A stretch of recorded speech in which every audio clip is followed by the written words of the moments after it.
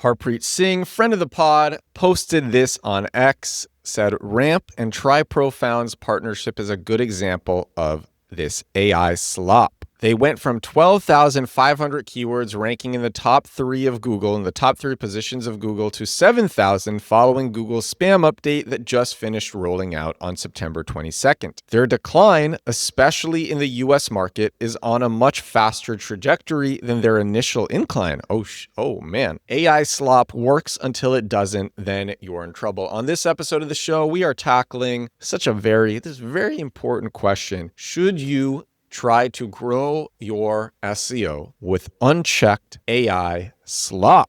As we were talking about on this episode of the show. So Harpreet shares that. This was in response to somebody else saying, oh man, this person said, I've met with dozens of slop as a service startups that are making millions of dollars using AI to create an endless stream of blogs for their customers to help them with SEO and geo AI SEO. They're all growing insanely fast. The end-shitification of the internet continues. You know what? Actually, Lily Ray even commented on this post, and Lily Ray is one of my favorite SEOs. She said this usually crashes after a while, but I want to go back to Harpreet's original post. So he said AI slop works until it doesn't, then you're in trouble, and he cited Ramp and TriProfound's partnership. So he shared this image of ramp.com/blog, their blog, and we see that it spiked up, and now it is spiking down faster than the initial incline. And Harpreet got a comment under this saying, can't really blame this on Profound, which I suppose is one of these slop as a service startups. Can't really blame this on Profound. Ramp's logo is on just about every growth tool out there. I suspect they get most for free for logo rights. One of the most elite growth teams out there. They're aggressive and they test and iterate. I'm confident they will recover. And Harpreet responded to that saying, Profound has their case study linked on their homepage. So a case study for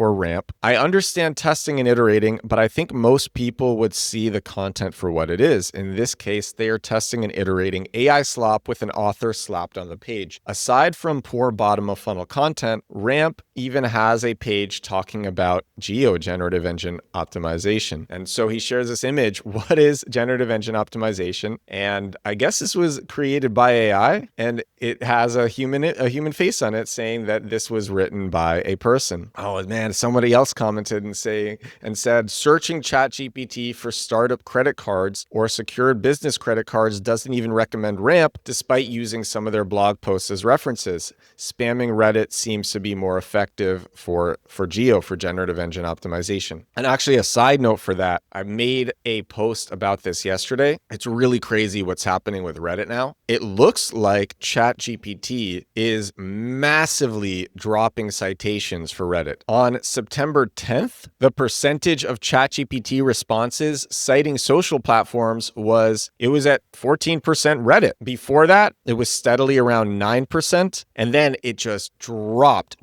so fast down to 2 to 3%, maybe even 1%. This could be because lots of people are using Reddit to game ChatGPT. It could also be because Google removed the and num equals 100 parameter, making it harder for ChatGPT to surface Reddit posts that are not on page 1 of Google. And the effects, by the way, the effect of this on the stock market was crazy. This is from Seeking Alpha. The headline is Reddit shares fall in heavy trading volume after study shows drop in ChatGPT citations. Reddit is down 9.5%. According to this study that I just shared, Reddit content was cited in just 2% of ChatGPT responses on September 30th versus 9.7% cited on August 31st. Anyway, is slop as a service a good idea? Well, I spent a few weeks covering AI Invest. AI Invest is a financial news platform that pumps out unchecked AI-generated financial content. And they got a massive boost from the June core algorithm update. They went from 275,000 clicks a month from Google before the update to, I believe, 9.4 or 9.6 million clicks a month after that. But then during this spam update, oh man, they keep going down. I wouldn't say it's a manual penalty. It doesn't look like a manual penalty because they're still up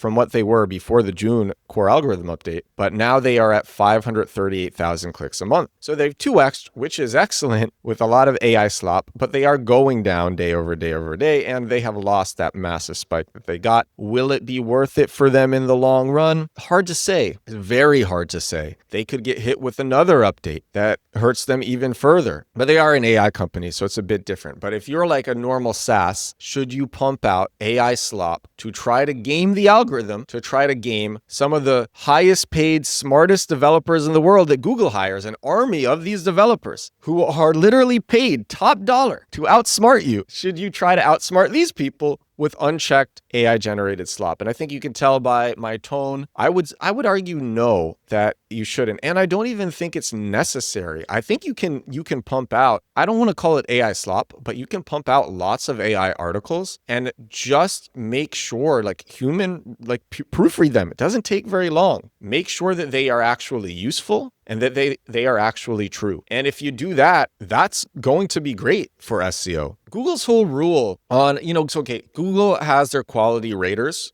give the lowest score possible to AI generated content. With that said, Google's whole stance on AI content hasn't really changed. Google just wants it to be useful. The problem with a lot of unchecked AI slop is that by being inaccurate, or by being long-winded, or by being shallow, or by being obvious information, it is not useful. What you could do theoretically is you could have a lot of AI slop made and just only keep in the ones that you believe are useful. The other question, are you at a risk if you don't human review any of this stuff? And I'll make the argument you are at a tremendous risk, not just to your main property, but to your other Google Search Console properties. In fact, I wouldn't want to be linked to a property on Google Search Console I wouldn't want to be linked to a website on Google Search Console that was doing this, because in the past, entire Google Search Consoles have been hit if one website was abusing AI generated pages. When Harpreet came on this show the first time, we talked about that. Some of the most savvy black hat SEOs, they are isolating domains, they are isolating websites to Google Search Consoles with unique email addresses. But I fear that these AI growth hackers or these AI slop as a service startups, they don't have the knowledge to do that. So that's another risk right there. Since I always advocate playing the long game on this show, I really believe that if you are in it for the long haul, you can't go wrong. You will make mistakes. Everyone makes mistakes. But since you're playing the long game, you will figure things out and correct those mistakes. And eventually you'll go from this slight increase up, the slight maybe month over month increase up, to just a dramatic compounding increase up where you have that nice hockey stick curve if you actually are playing the long game. Since I believe that is the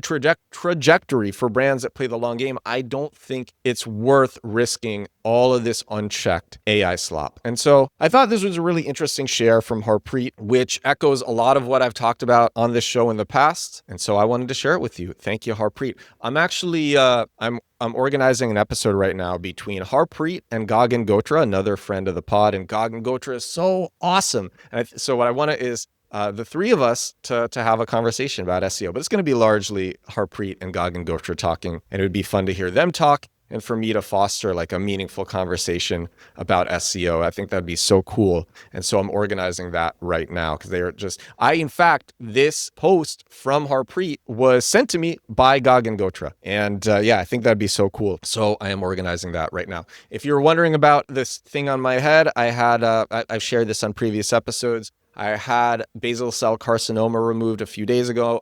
I have 5 stitches here, and I'm getting the bandage removed in like a week and a half now. I'm getting the bandage removed and the stitches taken out. But yeah, that's why I'm wearing this on the show. That is all that I got for you. This is episode 821 of my daily digital marketing podcast, 821 days in a row. If you want to learn my method of SEO that is durable for Google, that doesn't get hit, my bottom of funnel pages that bring customers every day, which I created in 2019 and have not changed since, using this method, these pages still rank number 1 for their target target keywords. They still bring paying customers every day with their target keywords. I have not made any changes to these pages since 2019. They still rank number one for the target purchase intent keywords. That method, and I show how I do that, it's at compactkeywords.com. That is all that I got for you on this episode of the show. If you watch this on YouTube, thank you so much for watching. If you listened on Spotify or Apple Podcasts, thank you so much for listening. I will talk to you again tomorrow. Bye now.